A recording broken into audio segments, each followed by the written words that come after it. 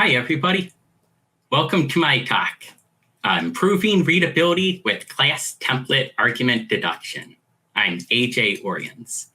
The good news for anybody is I do expect this to be understandable for anybody who has just had a single semester of C++ programming, but I also expect it to be very exciting for anybody who's had more than a decade or more.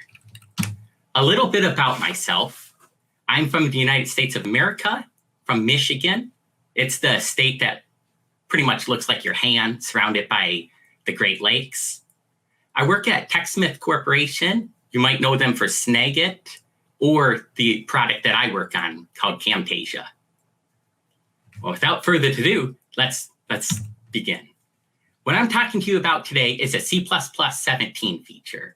There is quite a number of things that came out in C++ 17.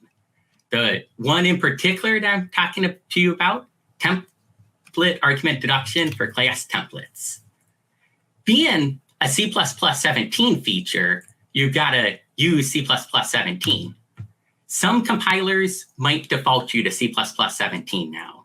But if either you have a project created earlier and it still retains its C++ 14 or some other language standard, you would want to switch it to be whatever.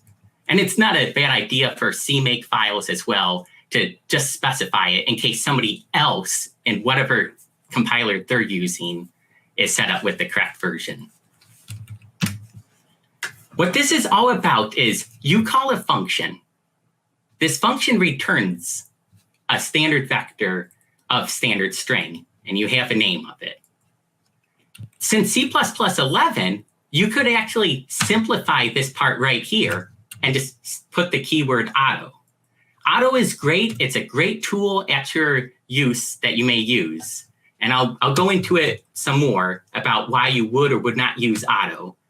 But what this feature is about is it almost seems a little bit different, like it almost as if it takes a step back just a little bit. Just like before you call your function, but you would actually specify more or less the type. You would leave off the template arguments. Why would we do this? Oh, I'm going to explain.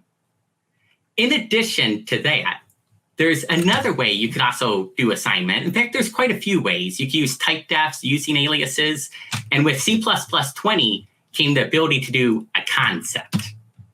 A concept comes out with you make up something, or you could use an existing one. The syntax has since changed, so it's not so simple. Instead, it's the name of the concept followed by the keyword auto. I was told the reason for why this happens is the compiler is already able to evaluate this token, and it knows it. Auto is more for you, the human reader, to know when you see one of these, that you know that's a concept and not just another type like a vector or something else. All right, let me go into detail on each of these. Starting with this first one, I'm calling that the explicit type. Yes, I don't have the standard namespaces on it, but even more so, for those of you who don't know, a vector actually takes two template arguments. The second one is some sort of an allocator, which has its various uses. Most times, in fact, in my entire code base, I only use just a single template argument, string or int or something like that. But I'm going to, throughout the rest of this talk, refer to this whole thing as being explicit. I'm both specifying the template type as well as the ability to have the full type. Then let's talk about this auto. You, in your code, would write those four little letters auto. It's pretty much the easiest to type.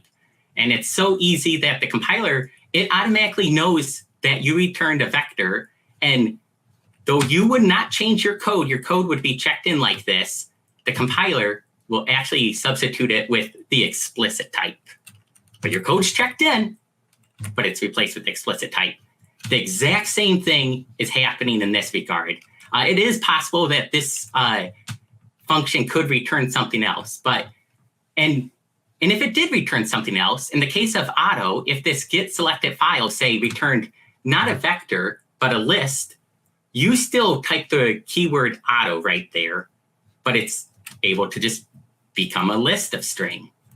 And though it never actually has happened in practice, it could be possible this could return something like an int. And if so, this line here would be just fine. It would be the following lines when you try to do a pushback or check if it's empty, that would give you the compilation failures. So this guy here, the C++17, it's written like this with a vector. And because I'm having this get selected files return me a vector of string, it actually will look like it's this right here after it's compiled. But the code just says vector. And by the way, if anybody has any questions, go ahead and post in the questions, and I'll try to get to them when I can. I'll talk more about concepts, but the general gist is still all the same. All of these will result in the return type, which is get selected files, which returns a standard vector of standard string. None of them are any more performant than any other. The code ultimately will produce the exact same binary output. The big difference is, as you can see, you got ones that are shorter and change if this return type changes. You have ones that can be more clear potentially, as I'll try to illustrate, such that if you're ever curious what this function returns, in some of them you have to actually go to the header file and check the return type of.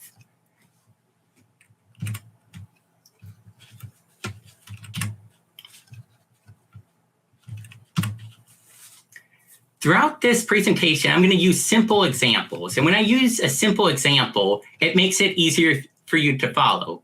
But what's also could be potentially bad about a simple example is when I try to say, hey, you could save 5 little characters, with an example like this, it doesn't actually go that far.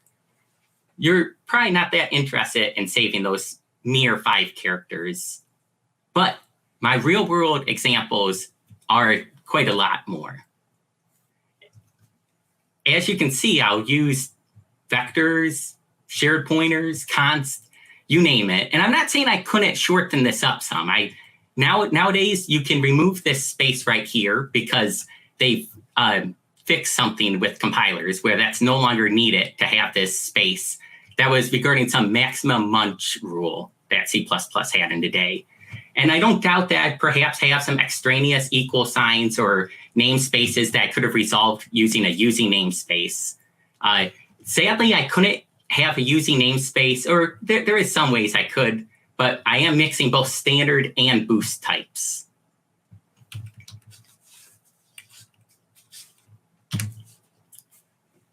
The example I showed you with auto, back when auto came out, that keyword and the ability to use it, it was a game changer. People in presentations much like this one said, almost always auto. Use auto practically everywhere you possibly can. And they weren't wrong. They had particular reasons for it, and it was great reasons too. One is start improving the names of your functions. Start improving the names of your variables. I love that. Definitely do keep improving the names of your member functions, the name of your variables, you name it. And with that additional readability of that, maybe you don't even need to specify the type. And that it is true. They didn't. A lot of people today use almost always auto, and they're loving it. And it is great that you're not tied to any particular type. As I showed you a few slides ago, if that return type changed from a vector to a list, you know what? When you call that function, you didn't have to change your code. That's one less file you're committing, one less file that potentially could have conflicts. It actually sounds like a great thing. It's, as you can see, it was less clutter. It did make some refactorings a lot easier. And then what's this about consistency? Oh, I'll show you that.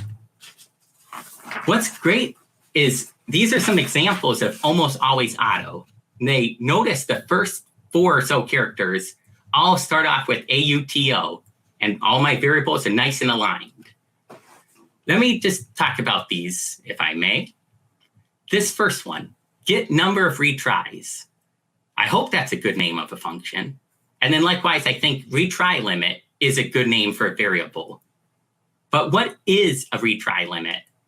Is it an int, unsigned int, long, unsigned long, you name it, it could be anything. And for the most part, it doesn't matter as long as the preceding code is able to work just fine. If some types don't match, I could have a set of warnings or some diagnostics that I get letting me know there's a slight problem, two of which in that particular case, I can take a look at it and fix it. So auto actually seems okay in this particular case. I mean, take get buffer. Maybe not the best name of a function. What did it exactly return? I can't always tell you. So maybe it's okay. Maybe it's has a limit of bytes in it. Maybe it's 256 bytes. It's not actually obvious from the name of it. Maybe that's not a good example of almost always auto, but it might be an example you might see if you do use almost always auto. Hopefully you can do something about it. In this next example, it could look like something like a constant character pointer, but it's a string. And it's a string because it ends with the letter S. And somewhere in this code, there's probably a using namespace standard string literals to make that happen. Besides the S suffix that the standard provides, there's an SV suffix for a string view. You can make your own user-defined literals, as you'll see with this _Celsius. And so this may or may not have actually returned you a type Celsius. It may have returned you a type temperature, and the underlining storage might be in Kelvin or something. But you can actually make suffixes. And without a suffix, this current temp is a double, and a double by itself doesn't always explain what it is. So one thing you can do is still keep it auto, but put the type that you desire. So in this case, I'm saying there is actually a Celsius type. And then I do the construction right here. If I may, this is a constructor.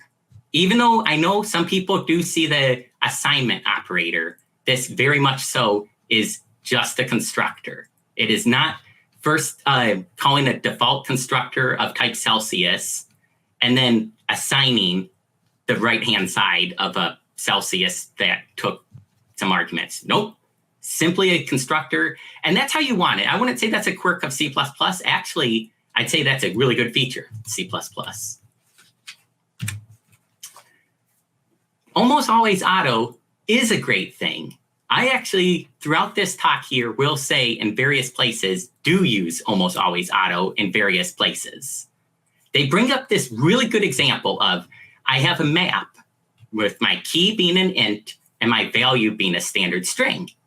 If I want to loop over it, well, being that I want to be explicit because it might make it more readable, my code, I might exactly do that. And because I don't want to waste cycles, I want my code to be as performant as possible, I'm going to, as I loop over the items in that map, take them by const and by reference. But guess what? There is a problem with this. A lot of you may already know, and if not, is when I did this, this key is actually a const key is what it should be. I should have stuck the keyword const right here. And by not sticking the keyword const right here, even though I am taking const reference, it actually is giving me a copy of each item in that map. And that's an unnecessary copy, and that causes some waste. And so they say, well, why don't you take all of this stuff, right? All in here, and just replace that with the keyword auto.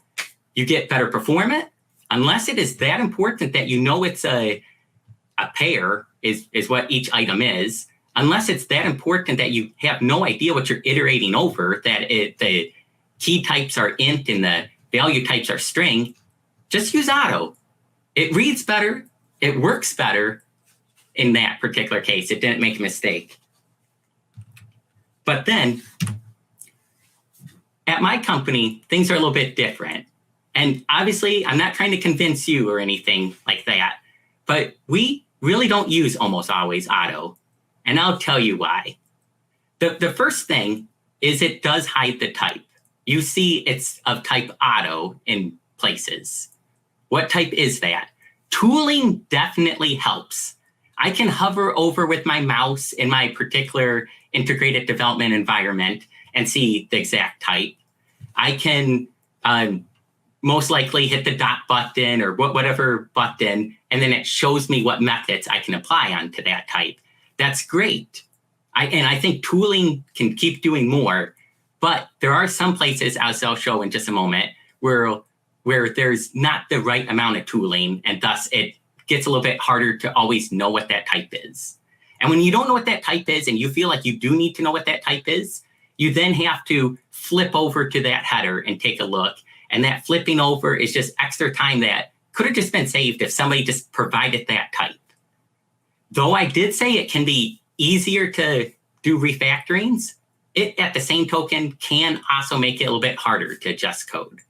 It's just the nature of things that maybe it is important that you do need to know whether it's a standard string or standard wide string. Maybe whatever the various cases, at times it can be harder to adjust code with the auto keyword. And then this last one, this is of all of them, I'd say it really more onerous is on us, or it's more our fault in that regard. It just has to do with personal style. Some people enjoy just writing the type and then the variable, instead of writing auto, the variable name equals, and then the type, that type of syntax. And then likewise with functions, that some people just like sticking the return type and then the name of the function followed by the parameters, if there are any, over this type of syntax. How many people, and you can post in the chat if you want, have seen where somebody does an auto main and then they probably put an int at the end? That some people may or may not like that, but that's a personal preference. And whether you like it or not, at my company when I program, there is a preference on a particular set of styles. And doing code reviews, this is more or less what I see is I see changes. I see obviously a lot more text. And in this particular case, somebody did type a comment. It's not important, but the comment was basically this, is they used the auto keyword right here. And then, and this is some test code. They use a dot size, or they could have used dot empty, I know. But well, presumably, could they have used dot empty? You kind of actually don't know what that type is, but I can tell you they could have used the dot empty in that case. Tooling, of course, could help, but right here is not my integrated development environment. And this is how we do our code reviews. And that did not have that ability.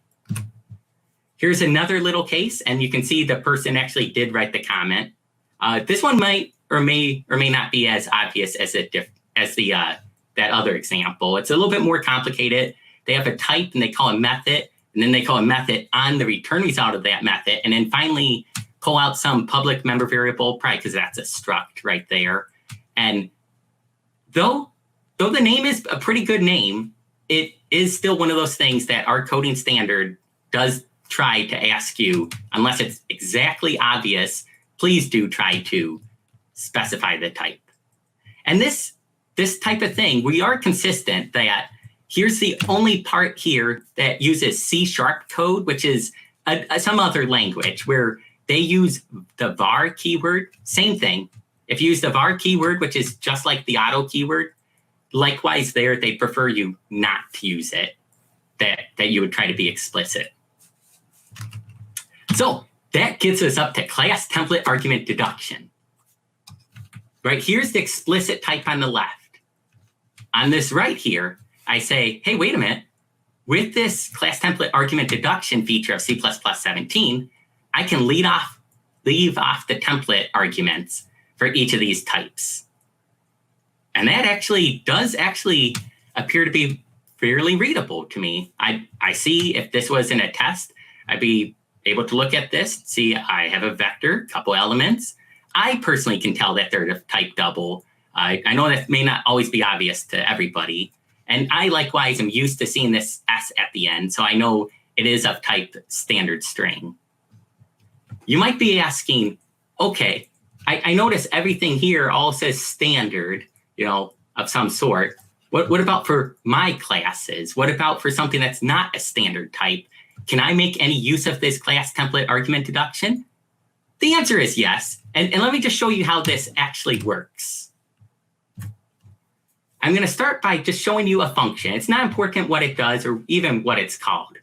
The important part is that when I call this function, I pass it arguments. And right now, at this exact moment, I'm specifying what that type T is. T, in this particular case, I'm telling the compiler, use T of type int. But I'm sure most of you know I didn't need to do that. This compiles exactly as is, calling this function, because it can see I have things of type int. And it's no problem for the compiler. But now imagine I have a type of some sort. I just made a quick little pair type and added a constructor. We often will either somebody will or we will create like a function, because a function, I can call it with some arguments and it's able to determine that I see you pass me an int and I see you pass me a double. So let me go ahead and construct something of that int type and of that double type, and it makes it work. And so prior to this feature, if you didn't want to use a function, you actually did have to specify int and double in this particular case. If you left off this part int and double, you actually would get an error. The compiler, even though it knows this is an int and this is a double, and in this very simple example, I only have a single constructor that takes one of each in that exact order, it would not do that. And so this feature is all about the ability to not have to provide that. Is this more readable? I think so, but I do want you to definitely make up your own decision on that. This is also helps out with initialization a little bit more than the auto keyword. Certainly the explicit keyword, I can just have it right like this and it looks just fine. But if I were to try to use the auto keyword, and here's some various syntaxes, some with the curly braces, which is nice because that helps with narrowing conversion. I do encourage the use of the curly braces if you can. These first couple cases are just simply an error. And here's the particular errors that came about when using it. These last two examples using auto, it did compile, but guess what? Neither of them are actually a standard vector. And why should it be? In this third example down, this OK one, the first OK one, it's a standard initializer list, which you can use that to construct a vector, but it is not a vector. And then this last example, that because of the comma operator, I don't know if anybody's realized, it's just a double is the type it is. Whereas with this class template argument deduction, I can just write it like either of these examples with the equals, without, and it works. And I like that. I think it helps smooth along things. Now, don't forget, as I mentioned several slides ago, my examples do tend to look quite a bit more complicated than that. So if you're ever thinking, okay, it's just 8 or so more characters. By the way, if you ever have any questions, please let me know. Otherwise, I'll keep on going. So it seems great, all of this, but I'm sad to say there are some caveats. Take an argument for a function. If you're thinking, can I do that there? Can I just take a standard vector and not specify of what? Not specify standard vector of int, not specify standard vector of float, or whatever it may be. The answer is no. No, you cannot. That is an error. Furthermore, well, how about the return type? Maybe I can just say it returns a standard vector. No, I'm sorry, that's not the case either. So for the most part, I'm saying all of this class template argument deduction, stick it in the bodies of functions in your code. So I know that is a big limitation, but it's just a case. If anybody is curious, let's start off with this return result. I could have actually stuck the keyword auto, and so long as it meets the requirements to to use the keyword auto, or I'd add that arrow, I can actually use auto as the return type. And of course, I can be explicit too. And then let me know in the chat for anybody who here is using C++20.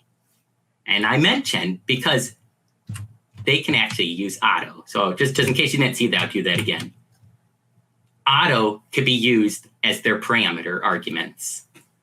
When I first tried that, I actually was quite excited when I saw that happen. That actually, I think, will make some code a little bit clearer, just that capability itself. Going a little bit further, if I have a lambda, can I use just type in the name of the template, the standard vector? No, I cannot. I am happy to say with C++20 that I can, first, sorry, I can use the keyword auto, and I like using the keyword auto. I tend to use that quite a lot in my lambdas. And so the C++20, I was going to say there's a updated syntax where I can take a templated type and just throw in a T right there. So going back to this example that I had a little bit earlier, where I just decided to loop over each standard pair of, and I had the key and the value, can I just stick standard pair right here? Not in its current form. And so sadly, this is one more downside, is in this particular case, I could have just wrote standard pair without the constant, without the reference, and that would have worked. Whereas when I have the const and I have the reference, no, it tells me that's not an acceptable thing. Will that change in the future? I'm not sure, but I do know I can't just iterate in a range-based for loop and just specifying without the templated types. So though this works, it's undesirable. And so what I would say to you is do use the auto keyword instead, and by const reference. So that, you know how I'm saying almost always auto? Though I am trying to say use more class template argument deduction, I'm also still saying do use the auto keyword in some places too. Obviously, you do what makes the most sense. All right, so let me ask you guys a question. This works.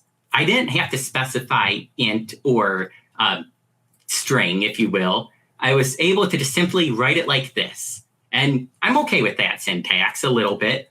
But if I may be frank with you, I actually kind of like this syntax better. I don't have the word pair just up and down throughout the whole thing. So for a nested type, I don't know. I think I might actually prefer being a little bit more explicit like this. And of course, my exact types might be a lot more complicated than simply an int and a string. But if you're up for letting me know in the chat, which syntax do you like better? We can call this one A, if that makes it easier. Or you can call it the one with the multiple pairs, or the B. Nonetheless, I am happy to say, I'll get to that in a second. I wish I could kind of just write this, just say I have a list of pairs, and then just have a whole bunch of pairs.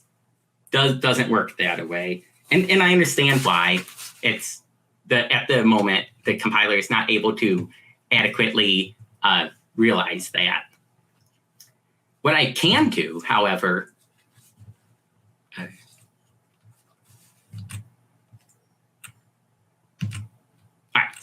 what I can do is there has been a fix where I just say list, and then on the very first one, I say pair. On all the rest of them, I don't have to say pair, and that actually works with me. And just for anybody who's curious, this also works with a standard map as well. Compilers are interesting things. Say you were to write this right here. It's weird. I don't think I would ever actually see that in our code, but a compiler has to understand what that means. And it does mean something. What exactly is this? Is this saying I have a vector of type int? Or is this inner type here a vector of int, and then I'm using that vector of int as either the constructor argument to this vector, of which v ends up being just simply a vector of int. It was at some point ambiguous, but it's not. It's now perfectly clear. It is what I just said, creates the vector of int. Weird, you probably won't ever see that actually in practice, but just so you know that it's one of those things that people who make compilers have to always consider and think about. There's one more downside, and sadly this downside, it kind of hurts just because we do use a lot of shared pointers or unique pointers. I've mentioned how there'd be these functions called make shared or make unique, where you pass in the type and potentially some arguments, and then that would return me a shared pointer.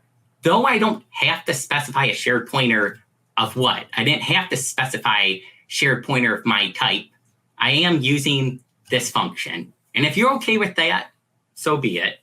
But I kind of wish it was possible I could just say shared pointer, and then I'm used to, inside of parentheses, using the new keyword. I know the new keyword, unlike this one where it tries to do a single allocation, there's an allocation regarding the new keyword, and then there's an allocation regarding how the shared pointer works. But this line right here would not compile. And if you're curious why it does not compile, I'll show you. It doesn't compile because I could have said new my type of bracket and then specifying a number, two of which that would create me multiple my types. And then I would normally specify the my type with the bracket operators is how I should do it. But the way it actually works under the hood is this thing just sees, for the most part, it has a my type pointer. Should it therefore try to make a my type brackets or just the traditional my type shared pointer? And because of that ambiguity, if you try to do it this way, you'll get an error. And so I would continue using make shared.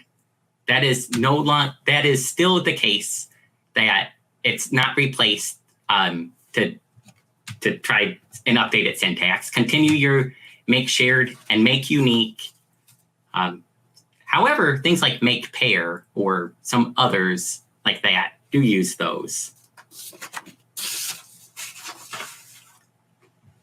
And this does bring up it uses the type of the constructing object.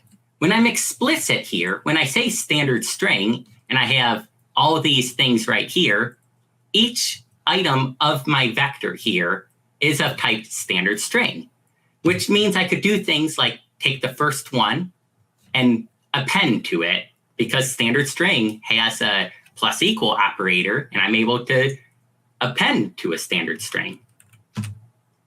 And say if I want to use it, but drop off the template at type to use class template argument deduction, I still can, but I won't be able to simply take this off, because each of these would be constant character pointers, and I would not get the ability to just take the first item and do this append. So I could use those standard string literals, and it would look like this with little s's on the end. I don't know who here prefers or does not prefer seeing these little s's or whatever suffix on. I'm okay with it, but that's just me. I might have things that just don't have either user-defined literal or any sort of suffix. I have a type called object ID. These ints work, and I'd like my vector to be of type object ID. And so at the moment, if I were to try to leave this part off here, my vector is not of type object ID. So I have some options if I want that to happen. I would get a template. I'd be using of type int. So if I did want a specific type object ID, if you will, or some type, well, obviously I still have at my disposal the ability to be explicit. Say I want a standard vector of this exact type. Whether it's object ID or double, I specify it. And thus, even though I'm giving it ints in this case, or even if I'm giving it double quoted character strings, it would be, and I want it of type standard string, I could specify that. That conversion may not always happen. Like if I had, well, you could imagine that I could have a type that there's no constructor that works with the thing on the right. I could do suffixes. If I wanted a float, I often stick the letter F at the end. If I wanted doubles, either a decimal point and then a digit, or just a decimal point by itself, that does work. Some of your coworkers might not like how they have to get pretty close to their monitor sometimes to notice that little decimal point. So that's something you can work out. I could do casts, and I know this is a C-style cast. If you prefer, you can use standard. Well, you could use a static cast, and if you prefer that. I would say, though you could write something like this down here, I don't necessarily like it because I'm specifying vector not once, but twice. Either use the auto keyword if you could. I'm just talking syntax. Or if it were me, I would put this whole part here on the left, drop the assignment, and do it like that. Then I do have one other way, a deduction guide. I haven't told you what a deduction guide is yet, so let me go ahead and tell you about these. As I mentioned, all that is used is the name of the type that I'm constructing. I've mentioned vector quite a few times, and then the types of the input variables. And so if that works in the many examples I've showed you where it does, great. But you might want to use a deduction guide for when it doesn't work, for reasons when something more is necessary. I'll show you some examples of that. These deduction guides, they do add some abilities where you could prefer one constructor over another. It even gives you the possibility of utilizing constructors that would have otherwise been discounted as no, that one would not have been preferred. And then in some cases required, and I'll show you a few examples of that.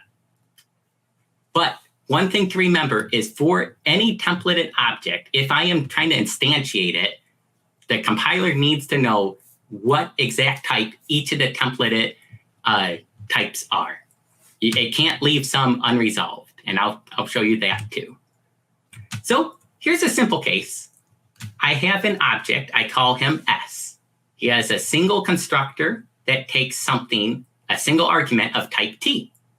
If I give him a constant character pointer string like this right here, you can pretty much guess what the pretty function output would be, knowing that it's of type T. But I could see a case where I want T to be a standard string in this case. Sure, I could have put an S right here, or I could have did a static cast or one of other possible options, maybe made a standard string above and then just pass that standard string in. Or I could add a deduction guide, and they look like this.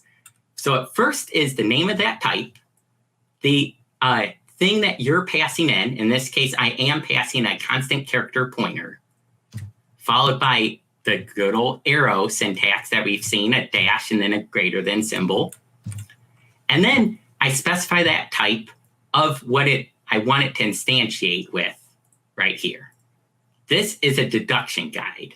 It doesn't necessarily have to live in the same file as this type right here. I would, if it were me, most likely, but no, it does not have to. And by doing this, in effect, it is as if I wrote S of standard string right here. And by doing that, my pretty function would have let me know that this T is type standard string. I thought for quite a while, is there anything with deduction guides I could do other than simply being exactly that, a deduction guide? For instance, could I have made a deduction guide that results in a type that was only declared but never defined, or a type that would somehow fail to compile on purpose. So maybe if I want to make it so a constant character pointer just failed to compile, and you would know, yes, actually that did work. I was able to do things like that, but should it? No. I don't think it makes any sense, because there already is existing capabilities where you can specify a constructor, delete it. There's possibly quite a few more other ways, but it doesn't make sense to use a deduction guide in that way. It really does not make that much sense to say use deduction guide as the way of saying, if you pass me a constant character pointer, somehow poison it, somehow make it so it can't be constructed. It doesn't make sense in many regards. What about wide characters? What about, you can see a whole bunch of other ideas. And if these aren't all together with the type, it just doesn't make sense. This is a better tool to do that. And so simply put, deduction guides are just deduction guides. They help deduce the type. All right. Let me know if you guys have any questions. Here's where we get an interesting, complicated one. I have this vector, and with this vector, the compiler knows the type of .begin and .end. And I have this constructor of type S, and he takes two arguments, both of the same type in this template.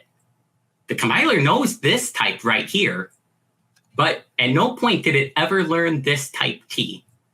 And because it has not learned that type T, and in my simple example, I don't do anything with type T, but it doesn't matter. The compiler needs to know, what is T? Is T an int? Is T a string? It needs to know. To help make it know, you could add a deduction guide. This deduction guide that I wrote right here says I've taken a couple of types. Somehow, this one is able to determine that type that it wants for that T from this type name, or from that type name. You could have hard-coded something. I wouldn't if you can help it. But by doing that, is able to make it so, though it already was able to determine this type, it can determine this type. There might be a case where you might want the compiler to guess. No, you don't. You don't want the compiler to guess. But if you did kind of want the compiler to guess, what you can do is you could have your thing and just provide a default template argument. If you want it so after it's resolved what the constructor argument takes, and to substitute in a type T on your behalf, that's already a capability. You don't want it to just automatically try to put any such type in for you. Our good old standard vector that we mentioned with its allocator, he uses a default template parameter. Great. So I showed you a lot of examples. I showed you all four of these right here. The explicit type, to this very moment, I'm still saying use the explicit type in many cases. Auto, I did have to show you several examples where I do use the auto keyword. But I still do stand by, I like the readability aspect that this vector, just providing the templated type without the template name, without the templated types, the readability that it provides.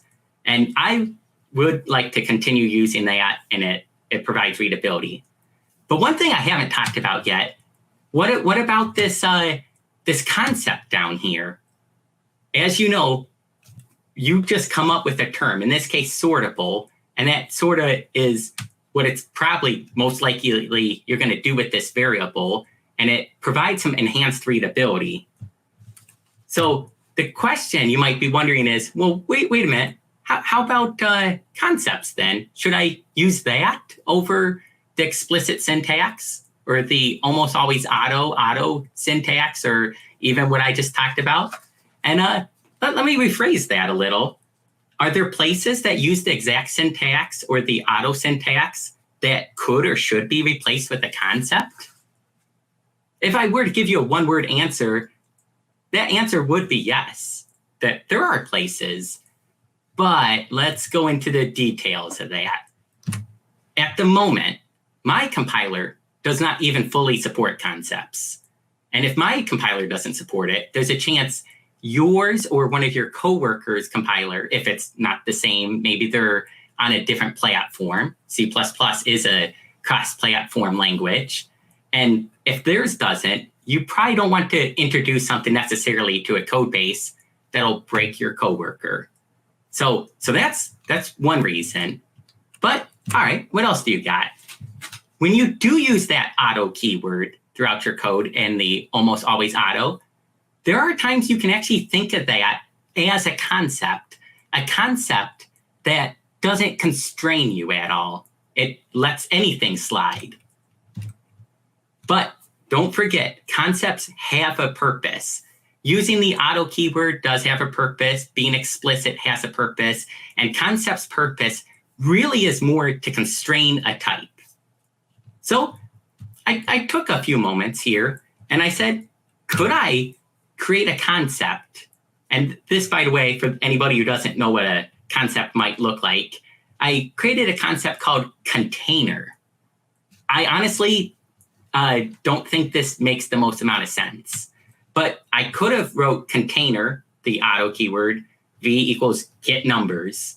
And so long as this get numbers returns a type that has a pushback, in this case, that doesn't return anything, or has a const method called empty that returns me a bool on whether it's empty or not, it satisfies that concept. But I think actually concepts, and I don't truly know, I'll find out in these next few years, I think they should say something more like, this is something that's printable. And then if my intention is to then print the items, I would do something like that. Our concept should be sortable, and then it would be able to be something that supports sorting. It should be something like that. I'm not exactly sure, but I'm pretty sure a container is not the right type for a concept. Prove me wrong, by all means. So this does compile if anybody wants these couple of lines, and you could add quite a few more things. There's a lot where I go, does that mean something's not a container if it calls it add instead of pushback, or it has a is empty? Well, it wouldn't be this container. I could have this concept be from some namespace, but correct, yes. If you had a container type with the term add instead of pushback, it would not meet this concept called container. Regarding types, templates, and constraints, let me just table ties it all for you. A type, you guys know them. There are things like an int, double, anything, even a templated, instantiated of some type, t, int, is a type. Assignment, easy. Something gets assigned. Initialization, also easy as well too. I'm able to provide something on the right-hand side, whether it even matches or not. Had this been a double and that be a 5, not a problem. But there's templates. Templates is sort of what we're talking about, and that's what this, what I've been talking to you about for a little bit here, is things like vector and pair.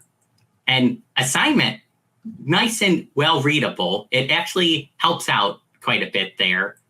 And it can work well in initialization. Sometimes you might need a suffix or a deduction guide or something to make that easy. But this third thing is a placeholder type specifier, and that's your auto or your concept. And though the assignment still looks quite well to most people, it's the initialization where I just get a little bit thinking about it, and I have to specify a suffix more often than not, or I have to add additional detail. And if you enjoy doing that, continue doing that. It just, just so you have the idea of what these things all are. So going back to the should you use concepts over the explicit syntax, the auto syntax, and so forth. concepts do have a purpose, and that purpose is to constrain a type. And just remember, a concept itself isn't a type. I think concepts have a lot of power, and you should definitely use them. Whether you should use those as a direct replacement for the exact container type, the type of vector, or a type of string, not always sure. I don't think that's would make for very good concepts, but they are quite useful. But then, a little bit different, functions with concepts don't have to be, but they are quite often a templated function. And if they're a template function, what that means for me in my code base is there's a good chance it's going to go into the header file. It's because I can't just always declare it in the header file and then provide the implementation in a CPP file, the implementation file. And so because of that, that often means I will have to add additional pound includes into my header file, which isn't always desired for me. I'm looking forward to modules, which I expect to help out with this. But for me, I happen to know there are some times we have circular dependencies where I have a type that needs to know about another type, and that other type, whether he directly needs to know about me back or goes down some chain and eventually needs to know right back at have a pointer or something to my type. I have been needing very much in our code base, we have been needing to do what I've been referring to as forward declares. You might know them as incomplete types. But nevertheless, don't forget that it's called software. We do need it to be flexible. We do need it to be changeable. My focus has been readability first. I know you might have some situations where performance matters above all everything. But for me, those cases are seldom. And where they are, I'll deal with them there. But for many other cases, it's more about the readability of the code that matters most, and about releasing value, getting in the hands of people who want to use my particular piece of software. And it hopefully solves problems for people. So I don't see any questions, but if you are up for it, let me know if you have any questions. I'll just stick around a minute or two. Probably not actually a whole minute, but please do let me know if there's any questions. In addition, after I end this talk here, I'll stick around in the Const West, and I'll probably take the first table. I'll just first floor, first table. If anybody wants to talk about anything, do let me know. I don't see any questions still. Oh, wait, sorry. I actually do see one. I'm sorry. The question was, does template argument deduction also work with non-type arguments like int or, well, and this person wrote the size argument and standard array.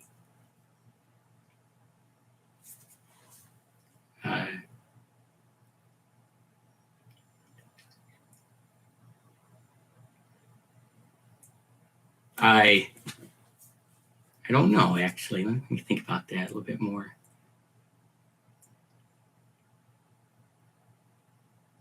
Well, I'll use Godbolt's website as a way of testing that, if I may. I have some guesses, but I actually don't know that answer. Sorry. And let me know if there's any other questions. But otherwise, I do want to say thank you, everybody who's watched and enjoyed this presentation. I hope you've also learned a lot. And thank you very much for everybody who had me present today. I very much enjoyed it, and I hope you did the same.